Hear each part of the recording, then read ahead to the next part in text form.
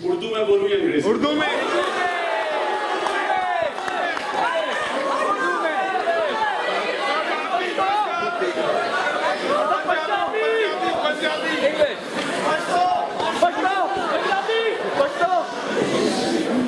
एक मिनट पंजाबी। पश्तो बोलने वाले कितने हाथ खड़े हुए हैं?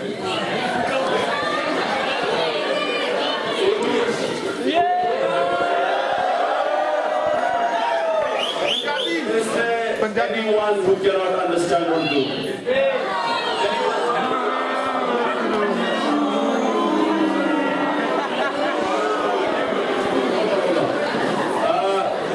Can someone sit next to her and explain?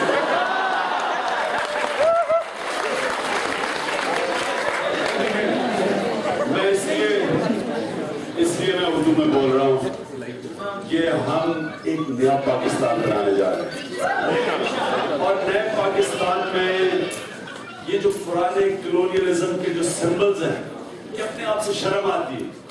Urdu बोलते हुए शर्म आती है। पाकिस्तान में माँ बाप बच्चों से आप अंग्रेजी में बात करते हैं। जो लोग जिन्होंने सेल्फ स्टीम नहीं होती जिस कौम में, जिसमें सेल्फ रिस्पेक्ट नहीं होता, जो अपने आप की इज्जत नहीं करता, उस कौम की कोई इज्जत नहीं करता।